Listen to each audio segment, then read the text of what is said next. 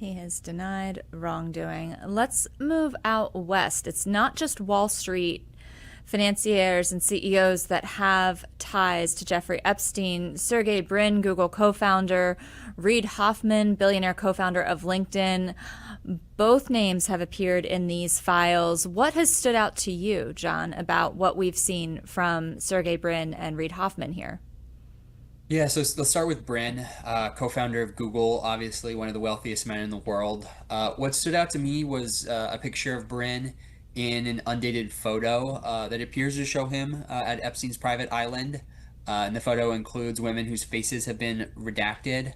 An Epstein victim has also claimed in court that she met Brin and his then fiance, Anne Wojcicki, co-founder of 23andMe, at Epstein's Island. So it does seem that Brin had visited Epstein's Island, which is not necessarily uh, does not necessarily indicate involvement in any wrongdoing. We should note, but he and Epstein did have a relationship. There are also emails from 2003 in which Epstein and Brin discuss a dinner at Epstein's New York mansion, and that he was in touch with Ghislaine Maxwell as well.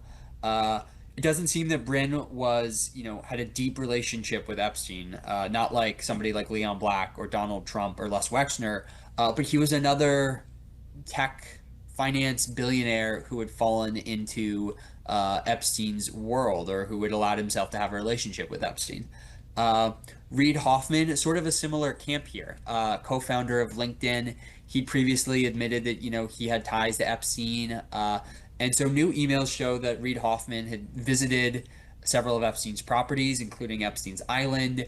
Hoffman had participated in a fundraising trip to Epstein's Island in 2014 with MIT, whose media lab, of course, depended heavily on Epstein's donations.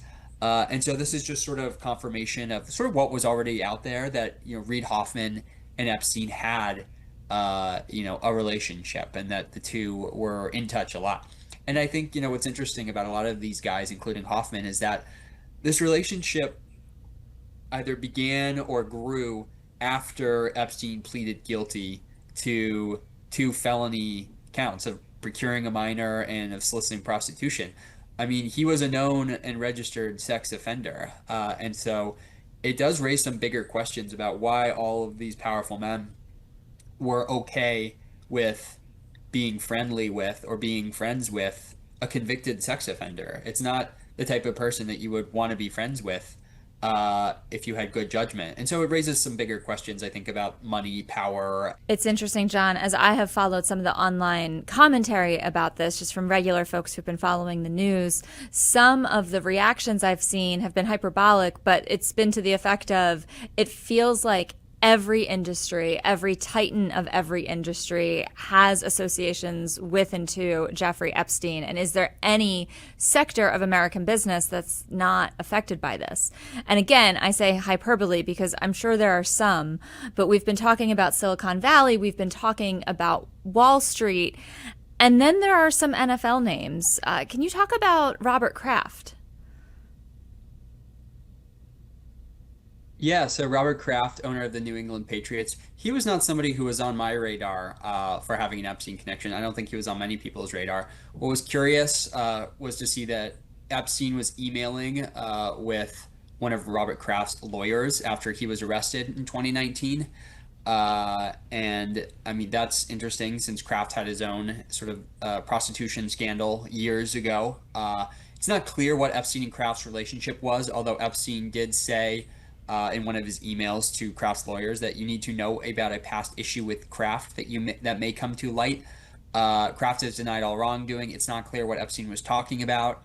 He might have just been making stuff up. He was a serial liar, so we have to acknowledge that possibility. And then I think another interesting NFL name is Steve Tisch. This is the chairman and executive vice president of the New York Giants.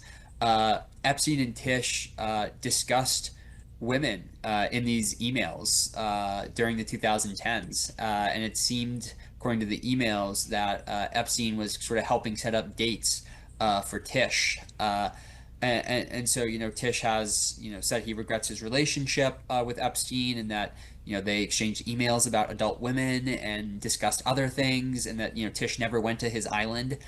I think that's really interesting. It's something that people who did not go to Epstein's island but have an association with Epstein are always inclined to say, I didn't go to his island.